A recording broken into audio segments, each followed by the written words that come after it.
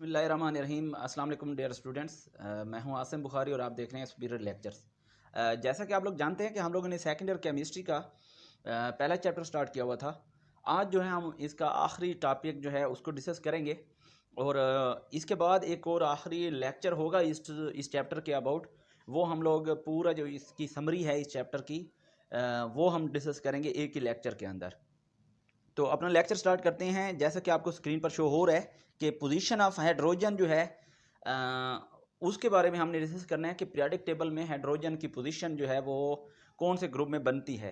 आप लोग देखते हैं पीरियोडिक टेबल में इसको हमने पहले ग्रुप में रखा हुआ है, लेकिन जो है पहले ग्रुप के साथ भी इसकी नहीं बनती। बहुत सारी प्रॉपर्टीज़ हाइड्रोजन की ऐसी हैं जो पहले ग्रुप के साथ रिजेंबल नहीं कर रही, लेकिन फिर भी हमने इसको रखा हुआ है क्योंकि हाइड्रोजन की पोजीशन जो है वो किसी भी ग्रुप के साथ बिल्कुल मैच नहीं करती।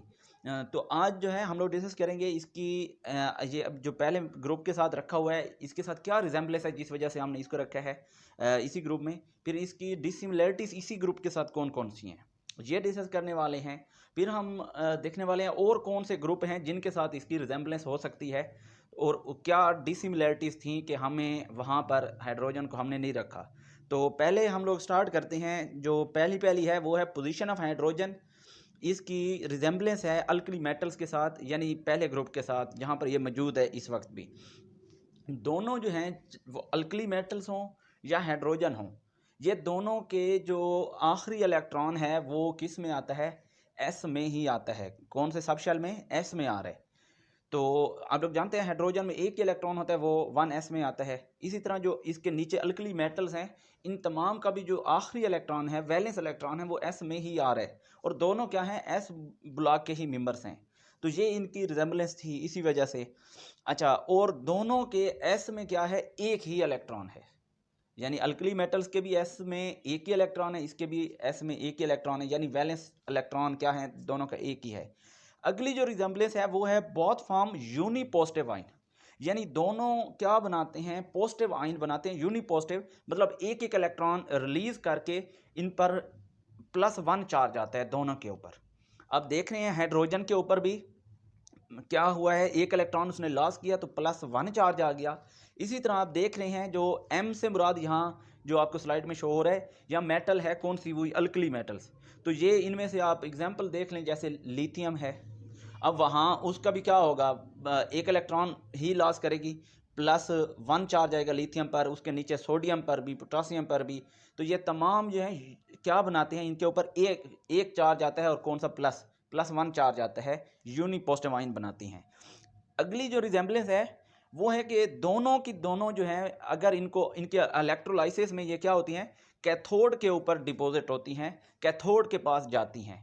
तो चाहे वो अल्कली मेटल्स हों चाहे वो हाइड्रोजन हो, दोनों की दोनों कहाँ पर जाती हैं, कैथोड के ऊपर डिपॉजिट होती हैं। ये इनकी रिजेंबलेंस है। जब आप इलेक्ट्रोकेमिस्ट्री का चैप्टर आपने फर्स्ट ईयर में पढ़ा होगा उसमें आपने देखा भी है कि हाइड्रोजन वो भी कैथोड के ऊपर हमें मिलती है और जो मेटल्स हैं अल्कली मेटल्स वो भी उसी के ऊपर मिलती है, जैसे सोडियम का भी आपने पढ़ा था सेल के अंदर।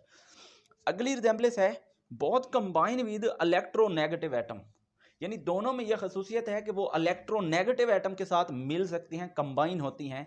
जैसे सोडियम क्लोरीन के साथ मिलती है, NaCl टेबल साल्ट बनता है, तो ये इलेक्ट्रोनेगेटिव एटम के साथ मिल रही हैं। इसी तरह से जो हाइड्रोजन है वो क्लोरीन के साथ मिलता है, HCl बनाता है, तो दोनों इलेक्ट्रोनेगेटिव के साथ मिल रही हैं। तो इसका मतलब ये है कि अल्कली मेटल की भी खसूसियत है कि वो इलेक्ट्रोनेगेटिव के साथ मिलती हैं, हाइड्रोजन की भी खसूसियत है कि ये इलेक्ट्रोनेगेटिव के साथ मिल सकती हैं।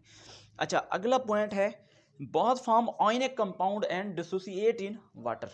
दोनों की दोनों जो हैं आयनिक कंपाउंड बनाती हैं और वो कंपाउंड क्या होते हैं, पानी के अंदर डिसोसिएट हो जाते हैं। जैसे हम वो सोडियम की मिसाल ले लें, इसी ग्रुप में से अल्कली मेटल में से सोडियम जो है आयनिक कंपाउंड NaCl बनाती है और वो पानी में डिसोसिएट हो जाता है।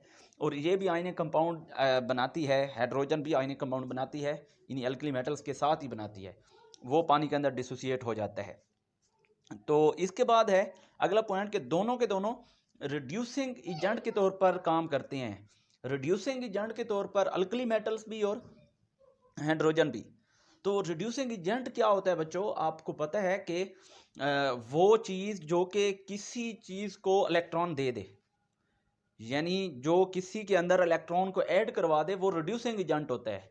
जैसे ये जो मेटल्स हैं, क्योंकि सारी ये मेटल्स हैं ना अल्कली, तो ये इलेक्ट्रॉन देने की सलाहियत रखती हैं। मेटल की खसूसियत होती है कि वो इलेक्ट्रॉन देती है, तो ये इलेक्ट्रॉन देती हैं, और जो इसके साथ रिएक्ट कर रहा होता है उसके अंदर वो इलेक्ट्रॉन क्या हो जाता है, ऐड हो जाता है। जैसे वही अगर हम मिसाल लें सोडियम क्लोरीन की, सोडियम इलेक्ट्रॉन देता है, क्लोरीन लेते हैं, तो क्लोरीन में रिडक्शन हो रही है। रिडक्शन करवा कौन रहा है, सोडियम करवा रहा है, तो इसलिए ये रिड्यूसिंग एजेंट है जो रिडक्शन करवा रहा है। तो इसी तरह से हाइड्रोजन जो है ये भी एज अ रिड्यूसिंग एजेंट काम करता है। ये भी दूसरों के अंदर क्या है, इलेक्ट्रॉन को ऐड कर सकता है, यानी उनके अंदर रिडक्शन करवाता है, तो ये भी रिड्यूसिंग एजेंट है। तो इसके बाद जो है ये जो इनकी रिजम्बलेंस अल्कली मेटल्स के साथ यानी ये भी आपने कंप्लीट कर ली।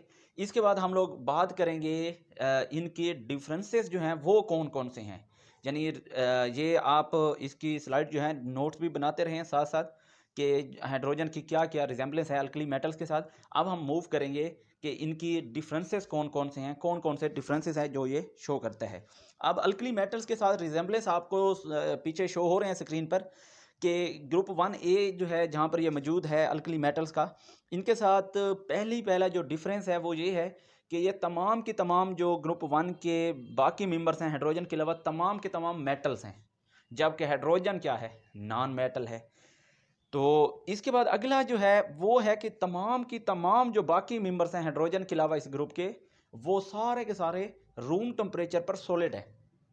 सोडियम, पोटासियम और लिथियम जो भी ले लें सारे सॉलिड हैं क्योंकि मेटल्स हैं। ये जो है आपके पास क्या होती है, हाइड्रोजन, ये गैसियस फॉर्म में होती है, यानी रूम टेम्परेचर पर गैस है, जबकि वो मेटल्स हैं, वो सॉलिड है। इसके बाद हम अगले डिफरेंस की बात करते हैं। जो बाकी मेंबर्स हैं इस ग्रुप के, ये ग्रुप भी आपको शो हो रहा है स्क्रीन पर, इसके हाइड्रोजन के अलावा बाकी तमाम मेंबर्स जो हैं वो क्या करते हैं, इलेक्ट्रॉन ईजिली दे सकते हैं, यानी वो अपने इलेक्ट्रॉन ईजिली लूज करते हैं क्योंकि वो मेटल्स हैं, इलेक्ट्रोपॉजिटिव हैं, वो इलेक्ट्रॉन ईजिली डोनेट करते हैं। जबकि ये जो आपके पास हाइड्रोजन है ये अपना इलेक्ट्रॉन ईजिली डोनेट नहीं करता, यानी इसमें से इलेक्ट्रॉन निकालना थोड़ा सा मुश्किल होता है। अच्छा, अगला जो है कि आपके पास जो बाकी मेंबर्स हैं इसके ग्रुप के, यानी मेटल्स, अल्कली मेटल्स, वो क्या हैं, इलेक्ट्रॉन एक्सेप्ट करने की बिल्कुल सलाहियत उनमें नहीं है, वो इलेक्ट्रॉन किसी से गेन नहीं कर सकती। लेकिन हाइड्रोजन जो है ये इलेक्ट्रॉन गेन करने की सलाहियत रखता है। ये हाइड्रोजन जो है इलेक्ट्रॉन गेन करता है तो H- हाइड्राइड आयन बनता है, ये आपने पढ़ा था। इसके बाद जो है अगला डिफरेंस वो है कि आपके पास अल्कली मेटल्स के जो मेंबर्स हैं, यानी 1A ग्रुप के जो बाकी मेंबर्स हैं अल्कली मेटल्स, वो क्या हैं, वो क्योंकि मेटल्स हैं उनमें मेटेलिक बॉन्ड होता है, वो मॉलिक्यूल नहीं बनाते, यानी वो नॉन मॉलिक्यूलर फॉर्म में होते हैं। जबकि हाइड्रोजन जो है ये नॉन मेटल है, और नॉन मेटल क्या कोवलेंट बॉन्ड बनाते हैं, यानी मॉलिक्यूलर फॉर्म में होते हैं।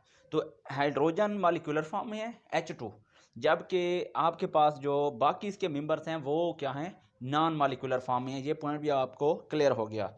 इसके बाद अगला जो पॉइंट है वो ये है कि जो सोडियम या पोटासियम आयंस इसी ग्रुप के मेंबर्स हैं, अगर हम देखें तो सोडियम का प्लस Na+ आयन या K+ आयन, ये वाले आयन्स वाटर के अंदर डालें तो ये स्टेबल हैं, यानी ये आयनिक फॉर्म में पड़े रहेंगे। लेकिन अगर हाइड्रोजन का आप H+ आयन पानी के अंदर डालें तो ये H+ आयन की फॉर्म में फिर नहीं रहेगा, स्टेबल नहीं रहेगा, बल्कि ये पानी के साथ मिल के हाइड्रोनियम आयन बना देगा, H3O+। ये पीछे आपको शो हो रहा है, यानी हाइड्रोजन आयन जो है H+ आयन वो पानी में मिलके हाइड्रोनियम आयन बनाएगा, स्टेबल नहीं रहेगा, खुद H+ की फॉर्म में नहीं रहेगा। जबकि जो बाकी इसके मेंबर्स हैं जैसे सोडियम या पोटासियम, इनके जो पॉजिटिव आयंस हैं वो पानी के अंदर स्टेबल पड़े रहेंगे। तो ये जो है मेजर इनके डिफरेंसेस हैं जो अल्कली मेटल्स के साथ हैं। तो अब हम जो है मूव करते हैं कि इसके डिफरेंसेस किसके साथ, जो हेलोजन है उनके साथ इनके क्या क्या रिजेंबलेंस है और क्या क्या डिफरेंसेस है। हेलोजन आप जानते हैं सॉल्ट फॉर्मिंग, ये वाला ग्रुप जो है पीरियोडिक टेबल का ग्रुप नंबर 7A जो है इसको हेलोजन कहते हैं। तो इसको याद करने का भी आपको मैं पहले लेक्चर्स में बता चुका हूँ कि fluorine, chlorine, bromine, iodine, astatine, इसको याद कैसे करते हैं। इसको याद करने का बहुत ही अच्छा सा ट्रिक मैंने बताया था, तो वो लेक्चर आप देखें, उसमें सारे जो हैं ग्रुप्स को याद करने का तरीका बताया गया है। अच्छा, अब हम लोग बात करेंगे इसकी रिजेम्बलेंस हैलोजन के साथ, कि हैलोजन जो है इसकी और इसमें जो कॉमन पहली बात है वो ये है कि both form uninegative ion, hydrogen हो या हैलोजन का ग्रुप हो, दोनों यूनी नेगेटिव आयन बना सकते हैं। यानी हैलोजन तो बनाते ही यूनी नेगेटिव हैं, जैसे Cl-1, F-1, आयोडीन -1, ब्रोमीन -1, ये पूरा ग्रुप यूनी नेगेटिव आयन बनाता है, यानी इन पर -1 चार्ज होता है। लेकिन हाइड्रोजन है उस पर भी ऐसा ही माइनस चार्ज आ सकता है, जैसे H-1। तो H-1 हाइड्रोजन भी बना सकता है यूनी नेगेटिव आयन, और ये भी बना सकते हैं। ये रिजेम्बलेंस है इसकी, जैसे मैंने वहाँ ये शो भी की हुई है, स्लाइड पर आपको शो हो रही है। हाइड्रोजन एक इलेक्ट्रॉन ले रहा है और H हाइड्राइड आयन बना रहा है H-1। तो X जो है ये हैलोजन को जाहिर करता है, जर्नल है हैलोजन के लिए X, तो ये एक इलेक्ट्रॉन लेगा तो हैलाइड आयन बनेगा। अगली जो इनकी रिजेम्बलेंस है कि हाइड्रोजन भी नॉन मेटल है और हैलोजन का ग्रुप भी नॉन मेटल है। अच्छा, इससे अगली क्या है, क्योंकि नॉन मेटल हैं ये, जो बॉन्डिंग कोवलेंट बॉन्ड बनाते हैं, इसलिए ये मॉलिक्यूलर फॉर्म में हैं। यानी हैलोजन वाले भी मॉलिक्यूलर फॉर्म में हैं और हाइड्रोजन भी मॉलिक्यूलर फॉर्म में होती है, जैसे F2, Cl2, ये जो हैं मॉलिक्यूल ही हैं, मॉलिक्यूलर फॉर्म में है। H2 ये भी मॉलिक्यूल ही है। इसके बाद जो है, जो आपके पास both form ionic compound with alkali metal, जो हाइड्रोजन है उसमें भी खसूसियत है कि वो अपने जो उसका अल्कली मेटल वाला ग्रुप है उसके साथ ये आयनिक कंपाउंड बनाती है, जो इनका बॉन्ड होता है वो आयनिक होता है। जबकि ये जो आपके पास हैलोजन है ये भी उन अल्कली मेटल्स के साथ मिलके आयनिक बॉन्ड बनाती हैं। वही मिसाल बार बार रिपीट, कि आपके पास NaCl है, या आपके पास क्या होगा, ये आयनिक कंपाउंड है। जबकि ये जो आपके पास हाइड्रोजन है ये भी इन्हीं मेटल्स के साथ, जैसे NaH, सोडियम हाइड्राइड, ये भी आयनिक कंपाउंड है। तो हाइड्रोजन भी अल्कली मेटल के साथ मिल के आयनिक कंपाउंड बनाती है, जबकि हैलोजन भी है वो भी अल्कली मेटल के साथ मिल के क्या बनाती हैं, आयनिक कंपाउंड बनाती हैं।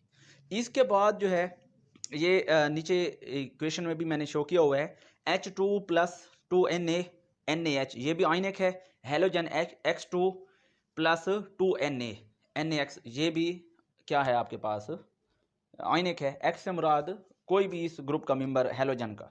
तो ये रिजेम्बलेंस है जो हैलोजन और हाइड्रोजन के दरमियान है।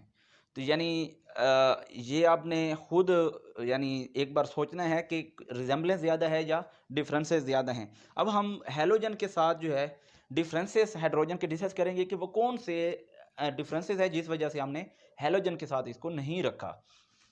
तो स्क्रीन पर आपको इसके डिफरेंसेस भी अब शो हो रहे होंगे कि हाइड्रोजन जो है उसके वैलेंस शेल में एक ही इलेक्ट्रॉन होता है, S1 में एक ही इलेक्ट्रॉन है, यानी S1 यानी एक इलेक्ट्रॉन। तो हैलोजन के वैलेंस शेल में 7 होते हैं। जितनी भी हैलोजन की फैमिली है, फ्लोरीन, क्लोरीन, ब्रोमीन, आयोडीन, इनमें वैलेंस शेल में 7 इलेक्ट्रॉन होते हैं। अच्छा, अब जो है अगला difference, hydrogen can lose electron. Hydrogen में हमने बात की इलेक्ट्रॉन लेने की सलाहियत भी है, देने की भी है। तो ये अब खसूसियत होगी कि वो इलेक्ट्रॉन क्या कर सकता है, लूज भी कर सकता है, कैन लूज इलेक्ट्रॉन। लेकिन हैलोजन जो है वो इलेक्ट्रॉन कभी लूज नहीं करेगा, वो हमेशा है इलेक्ट्रॉन को क्या करेगा, पकड़ेगा, वहाँ से लेगा, गेन करेगा। इसी तरह से अगर हम हाइड्रोजन की बात करें तो हाइड्रोजन जो है वो गैस है, जबकि हैलोजन के ऊपर हम आ जाएं तो इसके जो मेंबर्स, पहला मेंबर चले गैस है फ्लोरीन और क्लोरीन, लेकिन ब्रोमीन जो है इस ग्रुप में ब्रोमीन लिक्विड होती है। आयोडीन जो है या एस्टाटीन ये दोनों सॉलिड होती हैं। तो यानी पूरा ग्रुप ये गैसेस का नहीं है। इससे अगला डिफरेंस हम बात करें, जो आपके पास हाइड्रोजन का जो आयन है यानी H पॉजिटिव आयन, वो पानी के अंदर अनस्टेबल है। यानी हम पहले बात कर चुके हैं इसके अल्कली मेटल वाले के साथ, जब हम इसकी बात कर रहे थे, H पॉजिटिव को पानी के अंदर डालें तो वो हाइड्रोनियम आयन बनाता है, जबकि यानी वो H पॉजिटिव की फॉर्म में नहीं रहेगा पानी में, हाइड्रोनियम आयन बना देगा, अनस्टेबल हो जाएगा ना, क्योंकि अपनी उसकी वो चली जाएगा, H पॉजिटिव में नहीं रहेगा, हाइड्रोनियम में रहेगा तो अनस्टेबल हो गया। लेकिन जो आपके पास ये हैलोजन के आयन्स होते हैं, एक्स नेगेटिव आयन जो होते हैं, चाहे वो क्लोरीन है, क्लोरीन का नेगेटिव आयन या फ्लोरीन का, ये पानी के अंदर उसी आयनिक फॉर्म में ही पड़े रहेंगे। तो यानी Cl को पानी में डालें तो Cl नेगेटिव को डालें तो Cl नेगेटिव ही रहेगा, यानी वो आयन पानी के अंदर स्टेबल है, हाइड्रोजन का आयन जो है स्टेबल नहीं है। इसके बाद हम बात करेंगे कि आपके पास जो है हाइड्रोजन वो S ब्लॉक का मेंबर है, क्योंकि आखिरी इलेक्ट्रॉन उसका S में आ रहा है, जबकि हैलोजन जो है वो P ब्लॉक के मेंबर्स हैं। तो क्योंकि उनका आखिरी इलेक्ट्रॉन P में आ रहा होता है, आपको पता है NP5 इनकी इलेक्ट्रॉनिक कन्फिग्रेशन जर्नल हम लिखते हैं, NP5 यानी आखिरी P में 5 होते हैं। इसके बाद अगला डिफरेंस है कि हाइड्रोजन, ये जो है आपके पास हाइड्रोजन, ये जो ऑक्साइड बनाता है यानी ऑक्सीजन के साथ मिलकर जो कंपाउंड बनाता है वो बहुत स्टेबल होते हैं। जैसे हाइड्रोजन ऑक्सीजन के साथ मिलेगा तो वाटर बनाएगा, बहुत स्टेबल कंपाउंड बनाया। लेकिन जो हैलोजन्स हैं वो ऑक्सीजन के साथ मिलके स्टेबल कंपाउंड नहीं बनाते, मैंने एग्जांपल भी लिखी हुई हैं। तो ये मेजर डिफरेंसेस थे हैलोजन के साथ हाइड्रोजन के, कि जिसकी बेस पे हमने हैलोजन वाले ग्रुप में हाइड्रोजन को नहीं रखा। अब हम डिफरेंसेस जो हैं वो डिस्कस करेंगे किसके साथ, इसकी कार्बन फैमिली के साथ या चौथे ग्रुप के साथ। तो आइए हम लोग चलते हैं, आपको स्लाइड पर शो भी हो रहा है कि चौथा जो ग्रुप है यानी कार्बन वाला, इसमें कौन कौन से डिफरेंसेस हैं, रिजेंबलेंस कौन कौन सी है। Both have half filled outermost shell, दोनों का, यानी हम यहाँ ऑर्बिटल नहीं बात करेंगे, हम शेल की बात करेंगे। यानी दोनों के जो शेल है वो हाफ फिल्ड है। मिसाल के तौर पर हाइड्रोजन का पहला जो शेल है, पहले शेल में वैसे कितने के में 2 आ सकते हैं ना, हाइड्रोजन के पास 1 इलेक्ट्रॉन है तो मज़ीद उसको 1 की चाहिए ना, हाफ फिल्ड है। हाइड्रोजन का पहला शेल जो है, पहले शेल में ही एक ही इलेक्ट्रॉन है, मज़ीद इस शेल को मुकम्मल करने के लिए एक और इलेक्ट्रॉन चाहिए, तो हाफ फिल्ड हो गया। जबकि आपके पास जो कार्बन वाली फैमिली है, इनके आउटर मोस्ट शेल में कितने 4 इलेक्ट्रॉन हैं, 4 मज़ीद चाहिए इनको 8 मुकम्मल करने के लिए, यानी ये भी हाफ फील्ड है। हाफ फील्ड इस लिहाज से हो गया कार्बन वाला क्योंकि उसको अपने शेल के लिए 8 इलेक्ट्रॉन चाहिए थे, लेकिन वो क्या है यानी ऑक्टेट मुकम्मल करने के उसको 4 चाहिए मज़ीद, तो 4 उसके पास हैं, हाफ फील्ड हो गया। हाइड्रोजन जो है इसमें 1 इलेक्ट्रॉन है तो 1 इसको चाहिए अपना डुप्लेट मुकम्मल करने के लिए, तो दोनों क्या हैं, इनके हाफ फील्ड हैं आउटर मोस्ट शेल। अगला जो है वो दोनों के दोनों बहुत फॉर्म कोवलेंट बॉन्ड, जो कार्बन वाले हैं वो भी कोवलेंट बॉन्ड बनाते हैं। अब ऑर्गेनिक पढ़ चुके हैं, ऑर्गेनिक में सारे कार्बन जो हैं वो ऑर्गेनिक ये कोवलेंट बॉन्ड ही बना रहे हैं, इसकी फैमिली वाले मेंबर कोवलेंट बॉन्ड बनाते हैं, जबकि हाइड्रोजन भी कोवलेंट बॉन्ड बनाता है, आपको पता है। तो इसके बाद हम लोग अगले पॉइंट पे आएंगे, बोथ हैव रिडक्शन प्रॉपर्टीज़, दोनों में क्या होती हैं, रिडक्शन की प्रॉपर्टीज़ होती हैं। यानी ये किसी को क्या कर सकते हैं, रिडक्शन क्या होती है, ये आपने रिडक्शन में भी पढ़ा था कि रिडक्शन ये होती है कि किसी में हाइड्रोजन को ऐड कर देना, किसी में या इलेक्ट्रॉन को ऐड कर देना, या उसमें से ऑक्सीजन को निकाल लेना, ये तीनों रिडक्शन थी। तो अगर हम किसी में से ऑक्सीजन को भी निकाल रहे हैं तो ये भी रिडक्शन है। तो आप देख रहे हैं इक्वेशन में कॉपर ऑक्साइड के साथ जब हाइड्रोजन को हम ऐड करते हैं तो हाइड्रोजन कॉपर ऑक्साइड में से ऑक्सीजन को लेके पानी बना लेता है, तो कॉपर में से ऑक्सीजन निकल जाती है, इसका मतलब है कि इसने क्या कर दिया, रिड्यूस कर दी है कॉपर को, तो ये रिडक्शन वाली प्रॉपर्टी है। इसी तरह से अगर हम SnO यानी SN टिन को कहते हैं, टिन ऑक्साइड को कार्बन के साथ मिलाएं तो कार्बन टिन ऑक्साइड में से ऑक्सीजन को ले लेगा, कार्बन डाइऑक्साइड बना लेगा और टिन अलहदा हो जाएगा। तो अब टिन में से यानी SN में से ऑक्सीजन को कार्बन निकाल रहा है, रिड्यूस कर रहा है उसको, ऑक्सीजन का निकालना टिन में से तो रिड्यूस करना है ना, ऑक्सीजन किसी चीज़ में से निकालना रिड्यूस है, तो ये रिडक्शन वाली प्रॉपर्टी इस ग्रुप में भी है। अगर हम इलेक्ट्रोनेगेटिविटीज़ की बात करें, इलेक्ट्रोनेगेटिविटीज़ इनकी मिलती जुलती हैं। जैसे हाइड्रोजन है, हाइड्रोजन की इलेक्ट्रोनेगेटिविटी शो हो रही है 2.1 है, और कार्बन की 2.5 है, और सिलिकॉन की 2.4 है।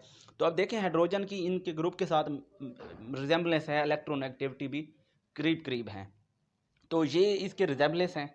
अब हम इसके डिफरेंसेस की बात करेंगे और उसके बाद लेक्चर को एंड करते हैं।